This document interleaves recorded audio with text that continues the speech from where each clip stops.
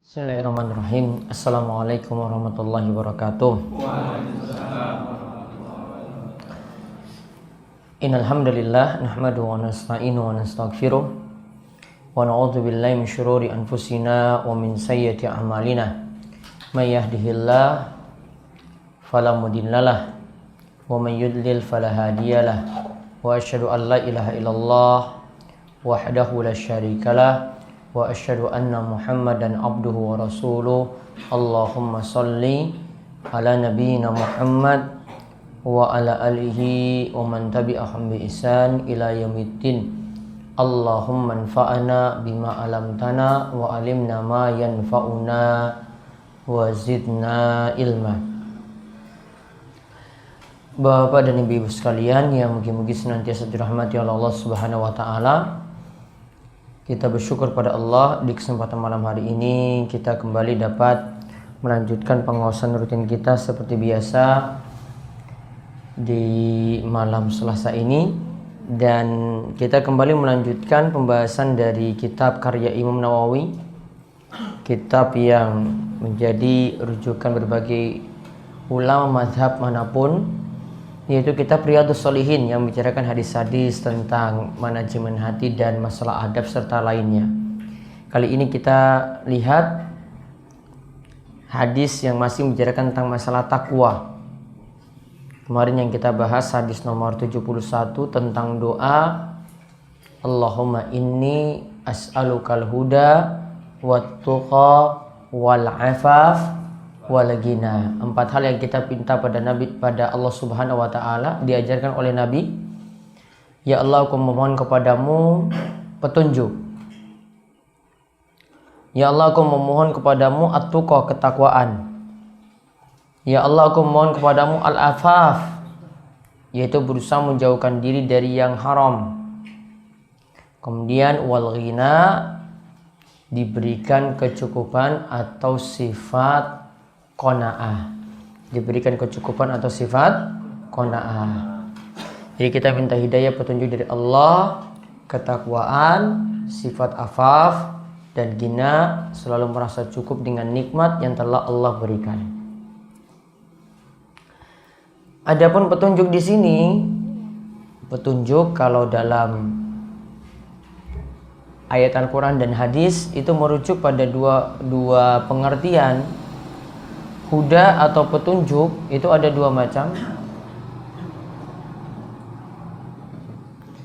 Ada yang berupa penjelasan, itu penjelasan ilmu. Dan ada yang petunjuk ini berupa hidayah dari Allah.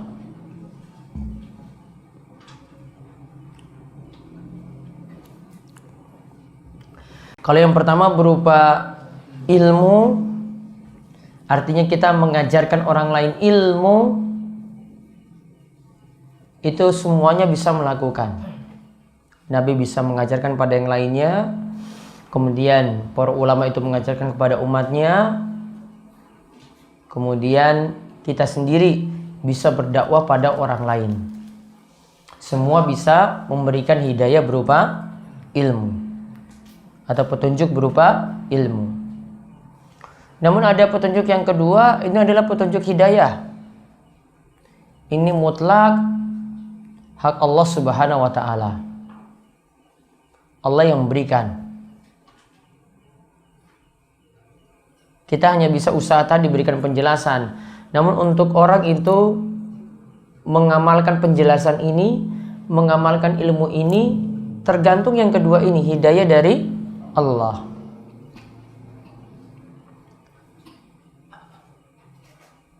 Tergantung hidayah dari Allah. Tanpa hidayah dari Allah tidaklah manfaat. Walaupun yang memberikan penjelasan itu sampai orang yang pandai untuk memberikan penjelasan. Walaupun yang memberikan penjelasan ini atau petunjuk ini, yaitu berupa ilmu, itu adalah Nabi Shallallahu Alaihi Wasallam.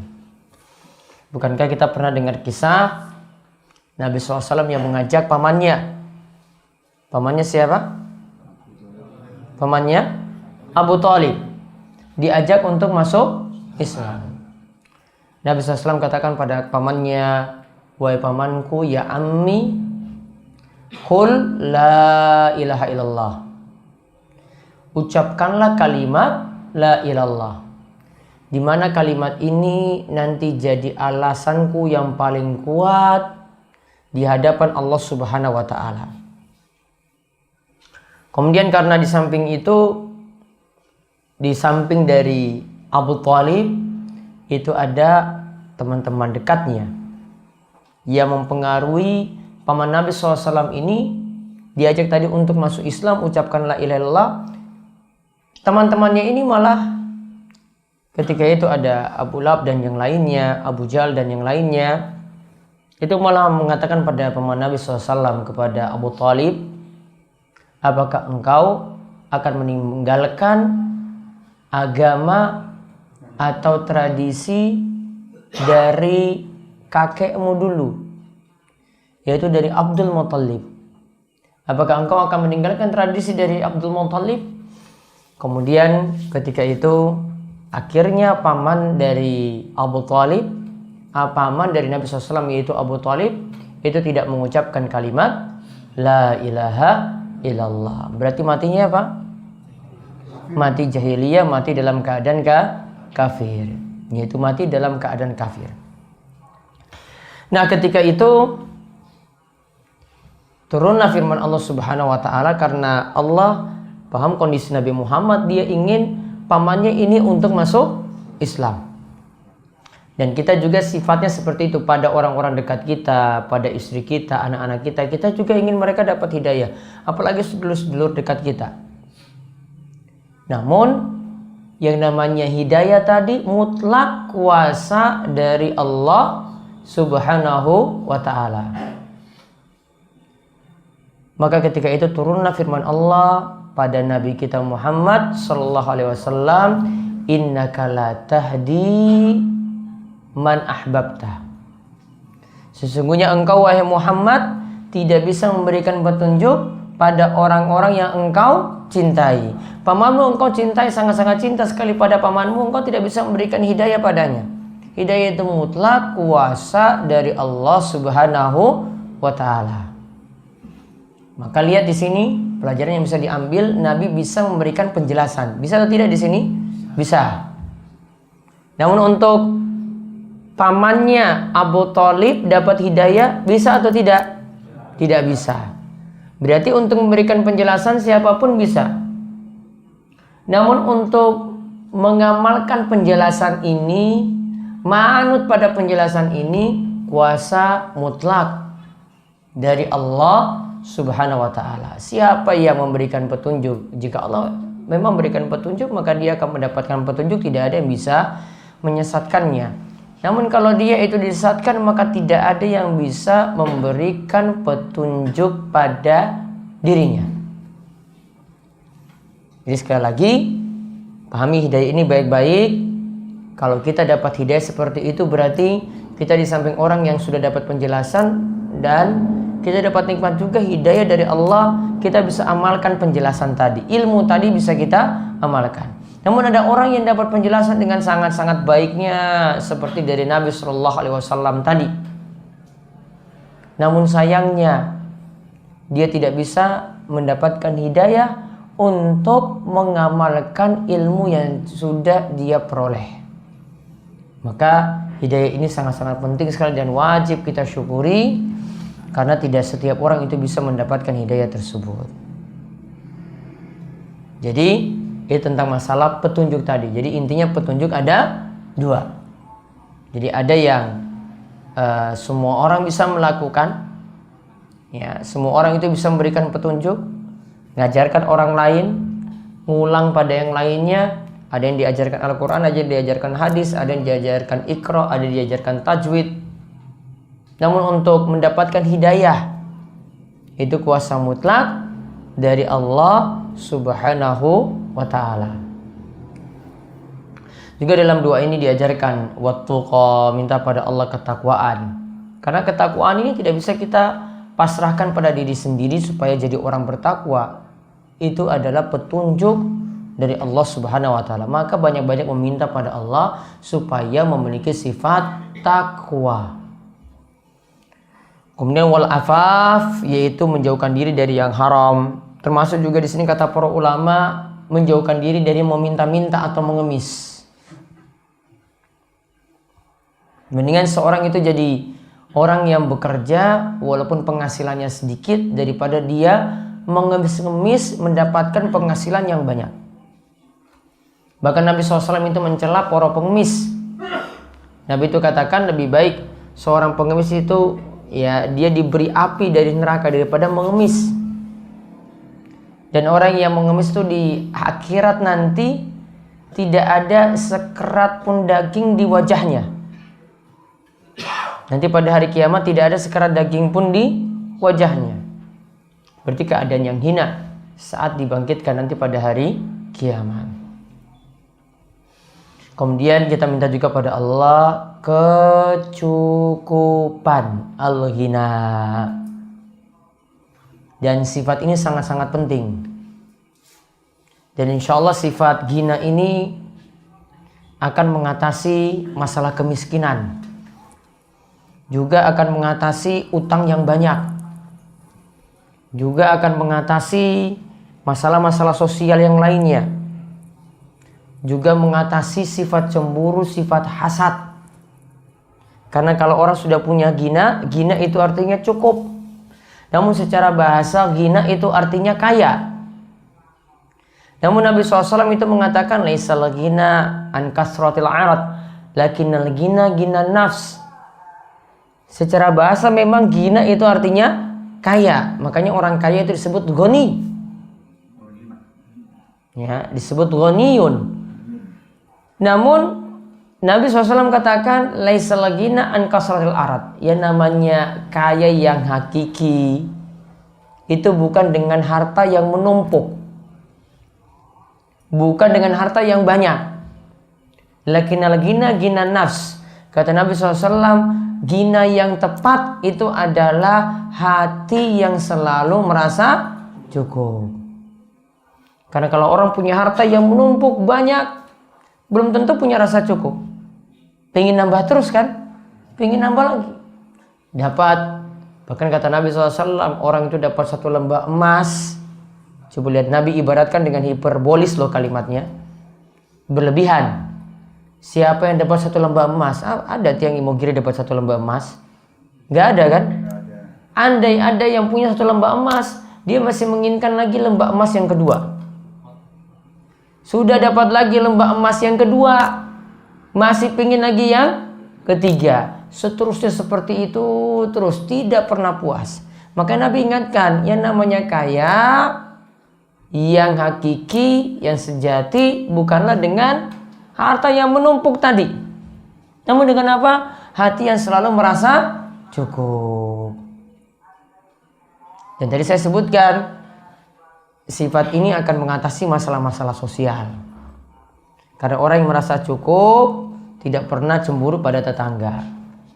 Tetangganya mau punya motor anyar, mau punya kulkas anyar, ya sudah, yang sana ya punya sana, yang sana punya sana, gak usah dipedulikan. Dia mikir untuk kebutuhan dirinya sendiri. Jadi sifat hasad gak ada, cemburu tidak ada. Kira-kira kalau punya sifat ghina gini, banyak utang nggak? Banyak utang atau tidak ini? Nggak punya banyak utang. Ya, sifatnya juga nggak pakai gade-gade apa-apa. Ada yang pakai gade SK, gade apa lagi? BPKB. Apa lagi gadenya? Sawah. Payu.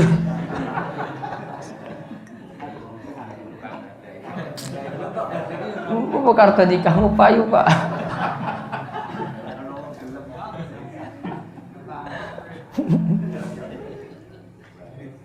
Gak akan mikir-mikir tadi. Kadang kan kita itu cari utangan kan untuk sebagiannya hanya untuk mengejar ketertinggalan dari orang lain, dari tetangga, dari teman kantor. dari teman jualan, dari teman yang sama-sama di warung. Wah, dia sudah punya modal yang banyak, usahanya sudah besar. Wah, saya ini pengen tanam modal lagi, cari utangan. Wah, yang sebelah itu motornya anyar lagi. Saya teman sampingnya di kantor, masa cuma gitu, cari utangan lagi, pingin sama. Wah, tangga saya ini sudah maju, ini rumahnya sudah bagus. Saya masih gubuk reok seperti ini. Ya sudahlah, saya cari utangan lagi, gadaikan yang apa yang saya punya. Namun kalau dia nggak pedulikan tadi, orang-orang tadi mau punya apa, mau berkembang dunianya, mau tambah dunianya, sifat ini dia punya, kira-kira punya banyak utang nggak? Nggak punya. Ya, nggak punya banyak utang. Utangnya untuk apa saya nambah? Wong ini sudah cukup. Ya, dia sudah punya sifat qanaah, sudah cukup, nggak akan nambah-nambah. Ya, kalau punya sifat ini nih, badan perkreditan ini sudah nggak laku lagi nih di zaman ini. Ya, perkreditan itu nggak payu di zaman ini. Jangan punya SK, punya macam-macam itu di rumah aja, nggak usah dipakai-pakai di tempat-tempat seperti itu. Ya, kadang sudah mikir, ini kalau kurang puas kan, biasanya berapa jangka waktu? 5 tahun ya, pelunasan apa-apa gitu 5 tahun gitu ya. Kadang sudah 5 tahun, alhamdulillah sudah mau lunas, nambah lagi. Wah, si soeki ara kredit apa mulai ya? Ya, ini sudah motor, sisok mikir lagi untuk yang lain lagi, nambah lagi. Mungkin selama 20 tahun, 25 tahun kerja itu nggak pernah itu SK-nya itu di rumah tuh nggak pernah. Mikir terus seperti itu. Ya. Jadi mau ingin selamat dari bebas dari utang itu sangat-sangat sulit sekali di zaman ini. Cuma hitung dari ini mungkin warga Imogiri berapa? 500.000. Mungkin dari 500.000 mungkin cuma 10 orang aja mungkin selamat dari utang. Ya. Iya. Maka penting sekali ngaji terus tanam sifat ini, punya rasa cukup, ghina. Maka masalah-masalah hidup itu selesai. Ya, berarti ini dikuasai dulu. Ya, memanage diri supaya punya rasa cukup, ghina. Tidak pedulikan tetangga-tangga yang maju dalam hal dunianya, bersaing untuk masalah dunia. Dia sifat ini dia miliki, sudah masalah-masalah apapun itu selesai. Padahal dari bapak ibu-ibu kredit itu juga itu biang macam-macam loh. Itu problem-problem selanjutnya itu banyak. Tahu jalanan macet di Jogja gara-gara apa? Saya tuh cuma bilang satu saja masalahnya. Dulu kredit itu sulit, sekarang kredit itu apa? Mudah. Itu aja masalahnya sebenarnya. Jadi kan mau perluas jalan, tetap nanti kredit jalan terus kan? Berarti motor banyak, mobil banyak, ya sama saja. Mau gusur-gusur terus, nggak akan selesai. Kalau ini dipersulit seperti dulu kan sulit sekali kan mau kredit kan? DP-nya itu sekian, jaminannya ini. Sekarang 1 juta sudah bisa dapat motor belum? 500.000 sudah bisa kan? Masya Allah.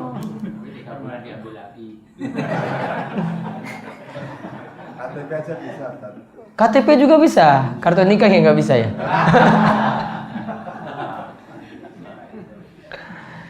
Iya, Masya Allah. Cuma 500.000 loh. Dulu itu nggak bisa, 500.000 itu untuk kredit nggak bisa. Sekarang dipermudah. Makanya wajar mau lewat Wojo sini saja macetnya itu bukan main. Saya cuma komentar ini gara-gara kredit aja nih sebenarnya. Coba kredit itu nggak ada, dipersulit.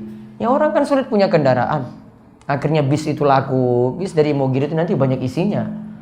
Karena bis-bis kayak gitu saya sudah nggak ada penumpang kan? Nggak ada. Ojek orang payu. Apalagi mau becak gitu. Semua sudah pakai motor masa numpak becak. Jadi sifat ini hendaklah dimiliki dan banyak mohon pada Allah Subhanahu wa taala. Yang pertama huda petunjuk, yang kedua at-tuqa ketakwaan, yang ketiga sifat afaf, yang kemudian yang keempat sifat ghina. Kemudian selanjutnya dalam hadis yang keempat dalam bab ini, hadis nomor 72, Nabi SAW itu menjelaskan juga tentang ketakwaan, di mana ini dikaitkan dengan masalah sumpah. Dari Abu Turaif Adi bin Hatim At-Tai. Dan ingat ya, Adi bin Hatim ini orang yang baru masuk Islam di zaman Nabi Shallallahu Alaihi Wasallam. Dulunya itu Nasrani. Pernah suatu saat Adi bin Hatim itu pakai salib. Tahu salib ya? Pakai salib, kemudian menghadap Nabi Shallallahu Alaihi Wasallam. Nabi lihat di badannya ini pokoknya ada tanda palang. Nabi tegur. Nabi SAW ketika itu mengatakan, itrah hazal watan. Buang berhalamu itu. Nabi sebut apa tadi? Buang berhalamu itu. Sebut salib tadi berhala. Adi itu karena masih punya bekas-bekas dahulu dari agamanya yang dahulu, maka yang seperti ini itu kebiasaan agamanya dulu kan, dia pakai masih dibawa ketika masuk Islam dan belum paham. Dan biasanya orang yang berubah dari suatu yang jelek menjadi baik itu ada bekas-bekasnya, itu ada. Ya, ada bekas-bekasnya itu ada, apalagi kalau masih dekat dengan lingkungan yang jelek. Tukang mabuk itu kalau dia masih dekat dengan lingkungan yang jelek, masih ada pengaruhnya seperti itu. Dan lama kelamaan juga bisa kembali mabuk lagi sama. Orang yang biasa pasang nomor, biasanya main judi, dekat dengan teman-teman seperti itu juga nanti akan ketularan juga. Makanya kita diperintahkan kalau ingin hijrah, ingin berubah, ingin meninggalkan maksiat, ingin berhenti dari dosa besar, tinggalkan lingkungan yang jelek.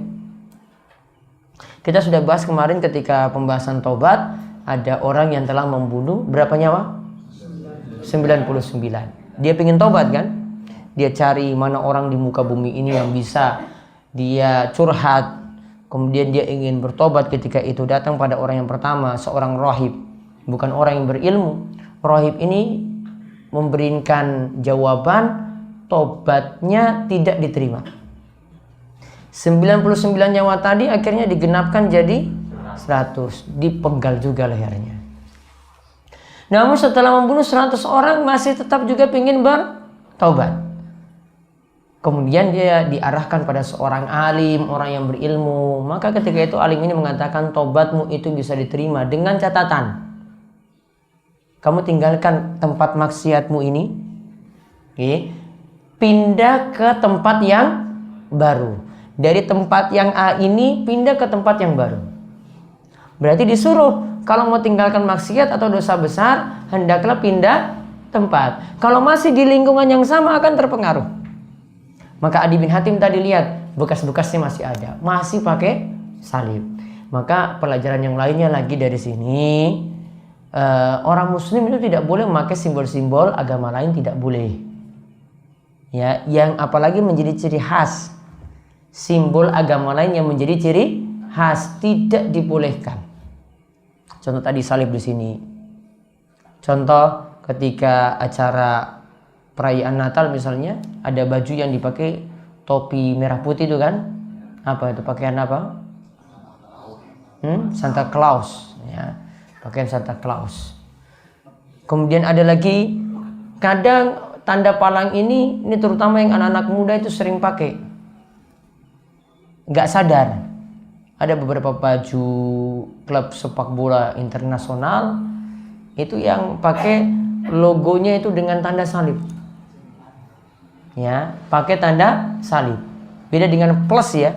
Ini kita bahas tanda salib. Plus itu beda dengan tanda salib. Salib itu palang. Iya. Dipakai seperti itu. Beberapa klub bola itu ada yang seperti tadi. Dulu itu ada bahkan yang tengahnya langsung di bajunya ini salib besar. Coba bayangkan kalau baju seperti ini masuk masjid. Kita tuh nggak sadar-sadar seperti itu. Kadang juga anak-anak muda itu pakai baju yang mereka itu nggak tahu itu maknanya apa. Dalam bahasa barat sana, kalau yang namanya Mesia itu artinya juru selamat. Ya, Mesia itu juru selamat. Yang bapak paling sering lihat anak-anak muda pakai baju Messi kan? Itu juru selamat itu. Juru selamat itu identik dengan ya Yesus menurut mereka. Coba dipakai seperti itu. Messi masuk masjid sudah pernah loh. Iya kan? Bajunya. Masuk masjid pernah kan? Iya pernah. Gak paham anak muda seperti itu. Ingin pokoknya asal niru saja apa yang dilakukan oleh yang top tadi, pemain-pemain top, kemudian mereka itu ikuti. Nah, Adi bin Hatim, kita lihat di sini Adi bin Hatim At-Tai itu mengatakan, aku pernah mendengar Rasulullah SAW bersabda, man halafa ala yaminin, siapa yang bersumpah summa ra'a atqa lillahi minha falyati taqwa, lantas dari sumpah tadi dia melihat ada yang lebih baik daripada itu, ternyata ada yang lebih baik daripada sumpah tersebut, maka hendaklah dia pilih ketakwaan.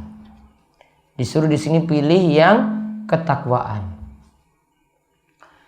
Jadi misalnya sumpahnya, di sini tadi riwayat Imam Muslim, sumpahnya misalnya dia tidak mau makan daging. Saya bersumpah seumur hidup saya tidak mau makan daging lagi. Namun suatu waktu dia dituntut untuk makan daging. Orang yang berkurban itu, ya, hendaklah dia memanfaatkan dari daging kurbannya, disunahkan untuk dia makan sebagian, disunahkan untuk dia sodakohkan, disunahkan lagi untuk dia hadiahkan. Hadiahkan ini berarti pada orang-orang yang kaya. Sedekahkan ini cari orang-orang yang miskin. Dituntut ketika itu, ya, fakulu minha, makanlah dari sebagian daging kurban tadi. Tadi dia sudah bersumpah apa?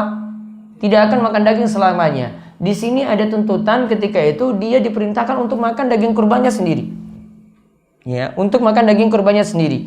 Maka di sini disebutkan siapa yang sudah terlanjur bersumpah, dia ketemu dengan hal yang lain yang lebih baik.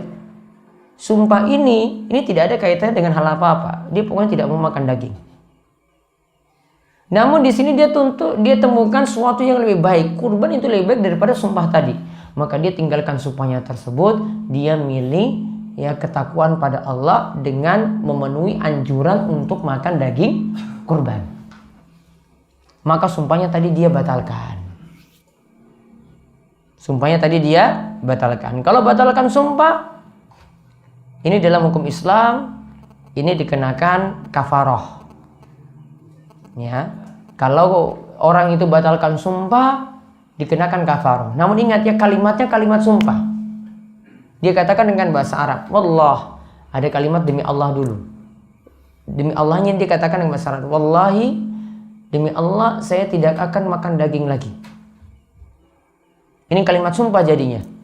Diawali dengan menyebut nama Allah terlebih dahulu dengan menggunakan wa huruf qasam, kemudian ada lafaz Allah di situ dia gunakan untuk sumpah. Nah, ini bentuk sumpah ini sama seperti kita melakukan nazar.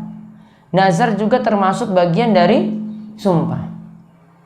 Kadang ini kalau mendekati anak-anak itu ujian akhir nasional, kadang ibu-ibu itu bersumpah, kalau anak saya itu lulus ujian, setelah lulus saya akan berpuasa 3 hari. Nazar nggak di situ? Nazar. Nah, tentang masalah nazar ini, yang pertama nazar itu termasuk sumpah. Kalau nazar ini dibatalkan, juga harus membayar kafarah sumpah. Namun untuk nazar di sini, Bapak Ibu-ibu sekalian, perlu dipahami, nazar kalau ingin diucapkan pertama kali hukumnya makruh. Kenapa dikatakan makruh? Karena seolah-olah kalau orang itu bernazar, mengucapkan nazar tadi, dia memaksa Allah untuk kabulkan. Kan jadinya gini, ya Allah, kalau anak saya itu lulus, saya akan berpuasa. Maksa nggak di situ kira-kira? Maksa nggak? Setengah maksa kan? Iya. Maka Nabi SAW itu mengatakan bahwasanya orang yang bernazar itu cuma keluar dari orang yang pelit. Dipenuhi dulu baru nanti dia puasa. Kalau tidak dipenuhi, puasa nggak? Nggak puasa. Nggak lulus berarti tidak puasa. Berarti betul kata Nabi SAW, yang bernazar tadi cuma keluar dari orang-orang yang pelit. Maka kalau mau, baiknya tidak dilakukan. Nazarnya bagaimana? Baiknya nazar mutlak. Artinya tidak dikaitkan dengan perbuatan tadi. Mungkin bentuk syukurnya saja. Dia tidak janji di awal. Ya, dia tidak janji di awal. Ya, dia cuma nanti terakhir, ya mungkin setelah anaknya lulus dia sumbang untuk masjid dari dia memiliki harta yang dia memiliki harta dari gajinya, misalnya dia sumbangkan untuk masjid atau memberi makan orang miskin. Ya, bentuk seperti ini bagus. Namun baiknya tidak dikaitkan tadi seperti bentuk nazar. Jadi sebagai dalam rangka bersyukur pada Allah Subhanahu wa taala boleh. Nah, namun kalau nazar sudah terlanjur diucap,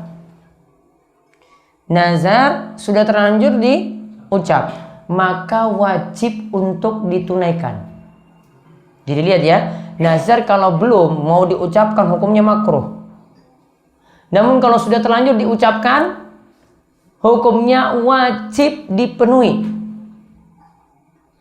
Saya ulang, kalau mau mengucapkan nazar hukumnya makruh. Namun kalau nazarnya sudah terlanjur diucapkan, wajib dipenuhi. Bahkan orang yang menunaikan nazar tadi, dia mendapatkan pahala dari Allah Subhanahu wa taala. Yufuna bin nazri wa yakhafuna yawman kana syarruhu mustatira. Disebutkan dalam surat dalam surat Al-Insan, Allah katakan orang-orang itu menunaikan nazar. Mereka takut kepada Allah Subhanahu wa taala, dan di hari yang di situ tidak ada perlindungan kecuali dari perlindungan Allah. Maka nazar itu wajib ditunaikan. Namun ketika mengucapkannya hukumnya makruh. Namun kalau sudah terlanjur diucapkan, wajib dipenuhi. Masalahnya kadang kalau kita bernazar itu ada yang nazarnya super berat. Kalau anak saya lulus, saya berjanji demi Allah, kalau anak saya itu lulus, saya itu berjanji akan sholat malam sebulan penuh. Sholat apa tadi? Malam sebulan penuh. Ternyata 3 hari bolos. Berarti terpenuhi nggak nazar ini? Tidak terpenuhi. Maka kalau mau, batalkan nazar tersebut. Nah, sekarang kafarohnya. Kafaroh nazar dan kafaroh sumpah itu sama. Pilihannya ini pakai urutan ya. Ada pilihan pertama dulu atau langkah pertama. Langkah pertama kafaroh nazar.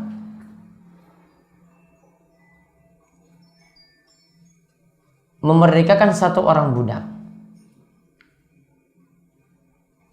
Memerdekakan 1 orang budak.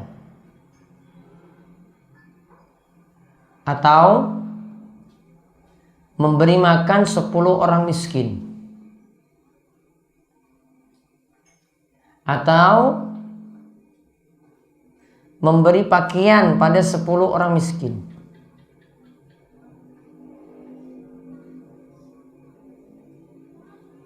Saya ulang, membebaskan 1 orang budak atau memberi makan 10 orang miskin. 10 orang miskin berarti 10 bungkus nanti. Ini ada 10 deretan gini. Ini beli 1 bungkus, 1 bungkus, 1 bungkus, 1 bungkus, 1 bungkus, 1 bungkus. Sampai 10. Ya. Tidak mesti 3 kali makan. 1 kali makan aja. Yang penting kenyang. Kalau kenyang menurut takaran kita bukan gorengan berarti. Ya kan? Nasi bungkus. Ya. Nasi padang lah minimal. Lauknya juga ya baiknya yang gak biasa-biasa lah. Masa cuma tempe saja untuk ini, kasih ayam gitu. Ya. Nasi bungkus ayam berapa di sini? 10.000 apa 15? 10.000 ya sudah 10.000 kalikan 10 100.000 kan? 100.000 dia nggak kasih uang, namun kasih dalam bentuk makanan. Sampai 10 orang dia kasih 1 bungkus 1 bungkus. 10 bungkus dia sediakan. Atau memberi pakaian pada 10 orang miskin. Bisa pakaian laki-laki, bisa pakaian wanita, yang penting menutup aurat. Pakaiannya ada, dia serahkan 1, 2, 3, 4, 5, 6, 7, 8, 9, 10. Nah, ini langkah pertama. Kalau langkah pertama tidak bisa, budak gak ada, memberi makan gak punya uang, beri pakaian, pakaiannya cuma 2, berarti langkah kedua dia harus lakukan. Langkah kedua, kalau yang pertama tidak bisa, diganti dengan berpuasa selama 3 hari. Diganti dengan berpuasa selama 3 hari. Tidak dipersyaratkan berturut-turut. Ini Senin, dia pilih Senin 1, besok Kamis 2, Senin lagi 3, boleh. Atau mau berturut-turut juga bisa, Senin, Selasa, Rabu, rampung. Namun tidak jadi syarat. Ya, tidak jadi syarat. Yang penting selama 3 hari. Yang penting selama 3 hari. Dia berpuasa. Berpuasa niatannya untuk bayar kafaroh sumpah atau bayar kafaroh nazar. Jadi ingat ya, puasanya itu ada ketika kapan? Puasanya ketika budak gak ada, memberi makan 10 orang miskin gak bisa, memberi pakaian 10 orang miskin tidak bisa. Namun kalau yang pertama ini bisa, lakukan dulu. Gak bisa beralih. Kalau yang pertama ini tidak bisa, 3 ini tidak bisa, tidak ada pilihan untuk 3 ini, tidak mampu, maka beralih pada berpuasa selama 3 hari. Ini untuk bayar kafarah sumpah atau nazar. Jadi tadi misalnya, kalau anak saya lulus, saya berpuasa, saya sholat tahajud 1 bulan penuh. Ternyata baru 3 malam dia lakukan, malam keempat nggak bisa, malam kelima nggak bangun. Oh, berarti sudah nggak bisa, cuma bertahan 3 malam saja. Nah, baiknya ketika itu dia batalkan sumpahnya, dia batalkan nazarnya, ganti dengan bayar kafarah. Cari orang miskin 10, beri makan kepada 10 orang miskin. Atau beri pakaian padanya. Kalau tidak mampu, baru melakukan puasa selama 3 hari. Budak itu tawanan perang, yang sekarang ini tidak ada. Kita berperang dengan orang kafir, nanti ada anak-anak kecil dan juga perempuan, itu otomatis jadi budak. Kalau berperang. Di sini Mogiri ada perang dengan siapa? Ada perang nggak di sini? Nggak ada kan? Berarti tidak ada perbudakan di sini. Nah, faedah yang lainnya lagi dari hadis ini, karena tadi dikatakan bersumpah, maka bersumpah itu dengan nama Allah. Ya, bersumpah itu dengan nama Allah. Tidak boleh di situ menggunakan nama-nama selain Allah atau sembahan-sembahan selain Allah. Bahkan Nabi SAW itu mengatakan, man halafa bi ghairillahi faqad asyrak. Siapa yang bersumpah atas nama selain Allah, maka dia telah berbuat syirik. Siapa yang bersumpah atas nama selain Allah, maka dia telah berbuat syirik.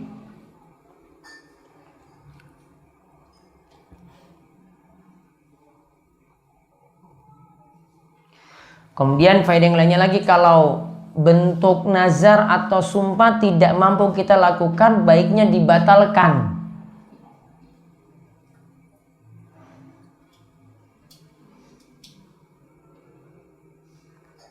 Atau kalau tidak mampu dilakukan ya, atau gara-gara sumpah ini kita tidak bisa lakukan ketaatan, atau malah kita terjerumus dalam maksiat. Dia tadi janji 1 bulan penuh lakukan sholat malam, ternyata sholat subuhnya terus telat, bahkan kadang nggak sholat subuh, cuma gara-gara penuhi nazar. Berarti kan terjerumus dalam maksiat. Maka sumpah tadi itu baiknya dibatalkan.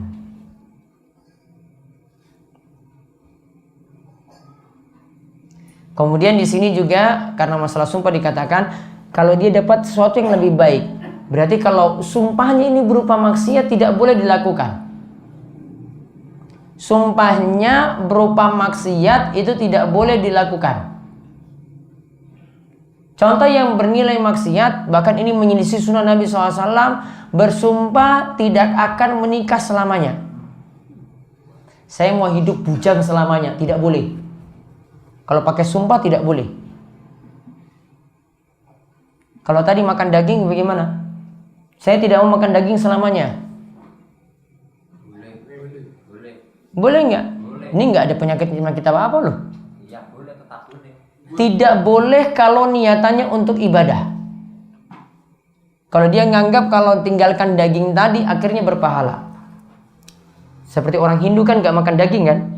Iya kan? Itu lakukannya dalam rangka ibadah. Itu ajaran mereka. Lakukannya itu berpahala. Maka kalau dia meninggalkan seperti itu berpahala, maka ini suatu yang tidak ada tuntunan.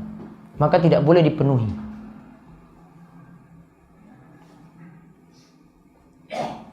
Kemudian di sini juga ada faedah, kita wajib memiliki sifat takwa. Dan takwa itu yang didahulukan. Baik ketika kondisi sulit maupun kondisi lapang, kondisi semangat maupun susah, tetap kita jaga ketakwaan kita.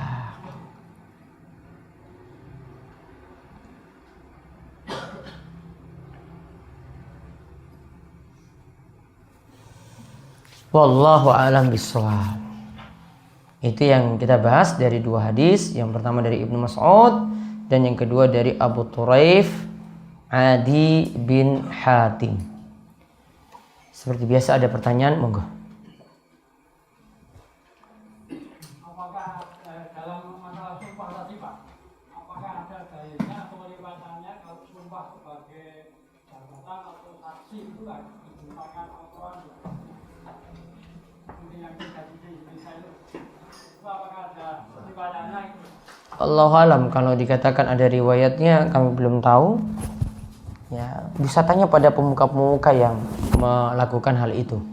Karena sudah turun temurun dilakukan. Saya kalau katakan tidak, nanti ternyata mereka punya dalil. Ya, karena ini sudah jadi kebiasaan di tempat kita. Jadi kalau bersumpah dengan menaruh Al-Quran atau agama lain punya kitab sendiri taruh di kepala, wallahu a'lam. Bagus ya. Cara membatalkan sumpah tadi Sudah batalkan aja langsung. Tadi misalnya tadi nazar ya, saya nggak mampu 1 bulan penuh tahajud.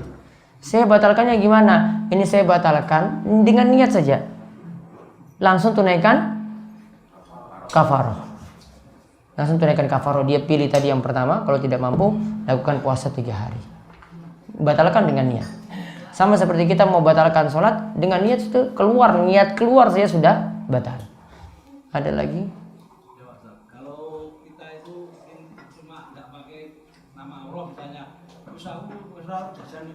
Berarti belum, itu bukan sumpah. Saya nggak mau datang lagi ke warungmu, saya nggak mau lagi menginjakan kaki di rumahmu, belum. Sumpah kalau dalam istilah kita dengan istilah halaf, dengan istilah yamin, ada nama Allah di situ. Tidak perlu. Itu cuma ini aja, janji atau tekad gitu. Janji beda ya. Ingat ya, janji beda dengan sumpah. Kalau kalimat sumpah yang kita maksudkan tadi, semuanya itu pakai nama Allah di depan. Demi Allah wallahi, seperti itu. Ada lagi? Monggo, Pak. kaitannya dengan hidayah tadi. Sebagai seorang kepala keluarga, bahwa kita nanti besok diminta pertanggungjawaban apa? Jadi karena dengan hidayah itu hidayah merupakan mutlak dari Allah. Itu nanti kita seperti contohnya anak-anak kita atau keluarga kita yang kita sudah berusaha itu bahkan belum ada hidayah nanti ya tambahnya gimana? Yang penting tugas kita sudah menyampaikan, termasuk pada istri, termasuk pada anak. Dalam surat Yasin sudah disebutkan wa ma 'alaina illal balaghul mubin.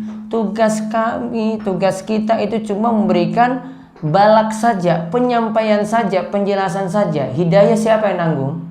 Hidayah dari Allah Subhanahu wa taala. Jadi jenengan sudah disampaikan seperti itu, namun berusaha. Apalagi keluarga dekat, apalagi anak, apalagi istri, terus kasih penjelasan terus sampai paham, sampai mau ikuti. Kalau dengan metode ini nggak bisa ngomong langsung, nggak bisa, cari cara-cara yang lain yang dia mau. Mungkin dengan anak punya perlakuan sendiri, mungkin dikasih ini, dikasih itu, dikasih hadiah ini, dikasih hadiah itu, baru anak mau manut. Maka tempuh cara apapun ditempuh. Karena seorang kepala keluarga punya kewajiban untuk menyelamatkan anak dan istrinya dari api neraka. Qu anfusakum wa ahlikum nara. Allah perintahkan, jagalah diri kalian, bukan hanya diri kalian, namun keluarga kalian juga dari api neraka. Jadi tetap punya usaha. Namun kalau sudah punya usaha, pasrahkan pada Allah Subhanahu wa taala. Allah yang nanti akan memberikan hidayah. Ada lagi? Ini kisah. Saya duluan ngaco. Terakhir. Kendaraan puasa apa khusus lakukan apa diganti umpama demi Tuhan apa termasuk kosam enggak? Bukan demi Allah tapi demi Tuhan. Tuhan itu bukan Asmaul Husna. Iya makanya. Iya kan? Tuhan masuk Asmaul Husna enggak? Enggak masuk. Maka pakai lafaz jalalah Allah. Iya. Yang saya tanyakan itu umpamanya sumpah jabatan. Wes mau. Sudah tadi. Iya. Saya alihkan pertanyaan. Yang saya tanyakan, saya sering itu loh, sering mendengar sumum bukyun. Sumum bukmun umyun.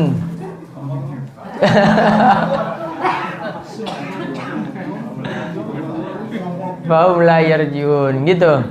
Terus? Itu artinya nopo? Itu kan di ayat Al-Quran. Lagi. Itu nopo artinya jawane maksudnya. Nopo magelane? Itu surat apa ya? Sebentar, itu ayatnya aja nanti diperiksa coba. Surat apa itu? Al-Baqarah kan?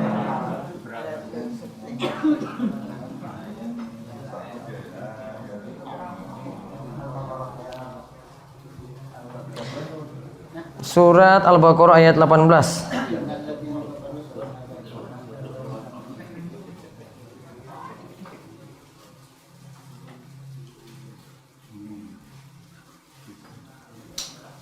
Nanti lihat surat Al-Baqarah ayat 18. Ya.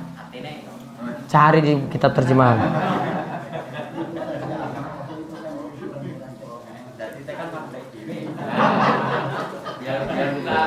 Biar buka Al-Quran.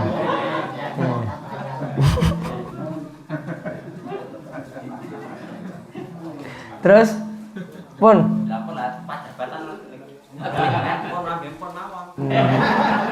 Ada lagi yang lain. Beri. Ada orang yang meninggal non muslim. Meninggal non muslim.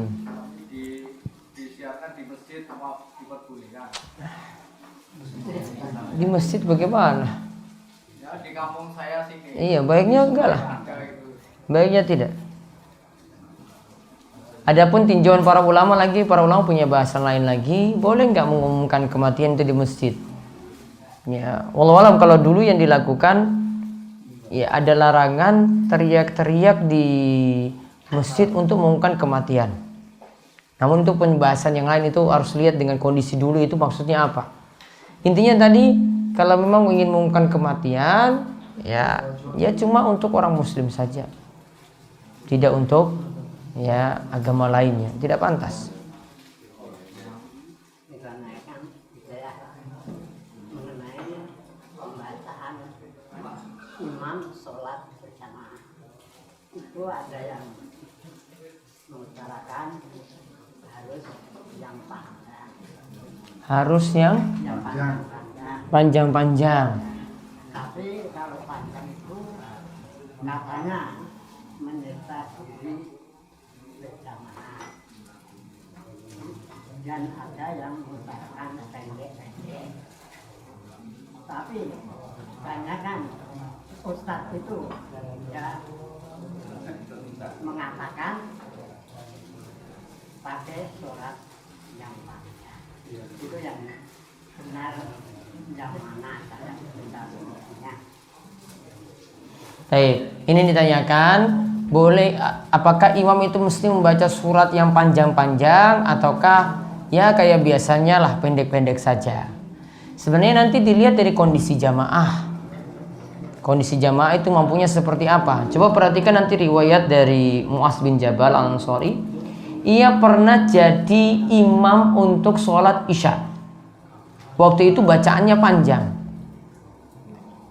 Ketika itu disebutkan dalam hadis, ada di antara jamaah yang sengaja keluar karena imamnya terlalu panjang. Jadi ini ada jamaah yang sholat ini ya, satu itu keluar, imamnya terlalu panjang.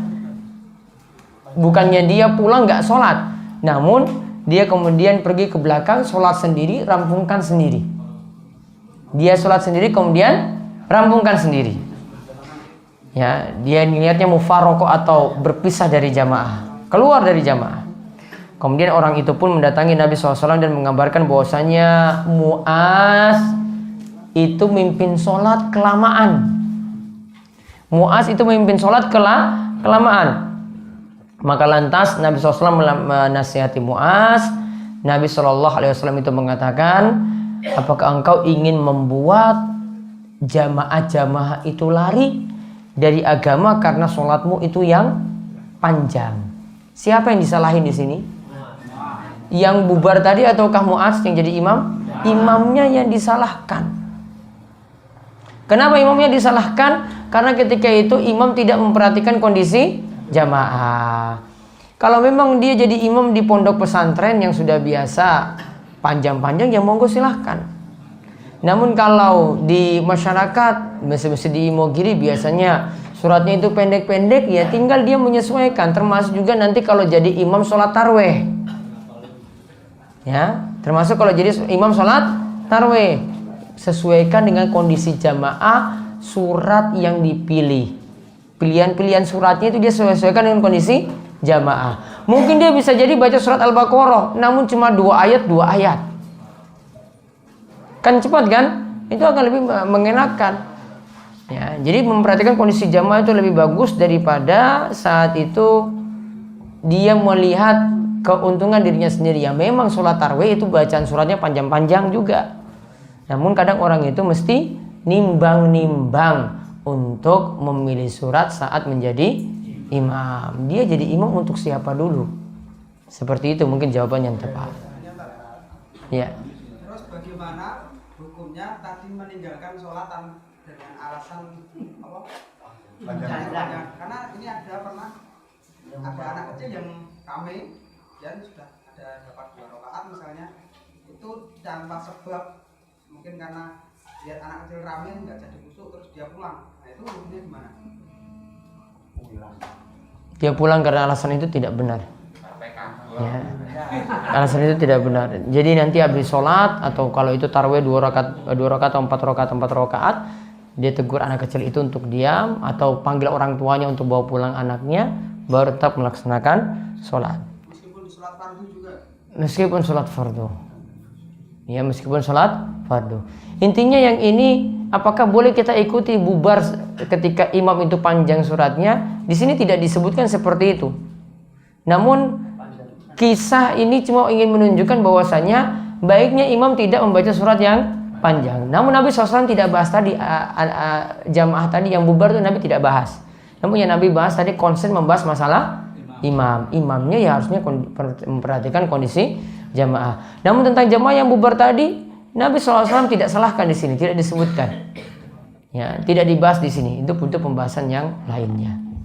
Itu saja mungkin yang kami sampaikan untuk pembahasan malam hari ini. Ya, kita tutup kalian doa kafaratul majelis, monggo. Subhanakallahumma bihamdika, asyhadu an la ilaha illa anta astaghfiruka wa atubu ilaik. Assalamualaikum warahmatullahi wabarakatuh.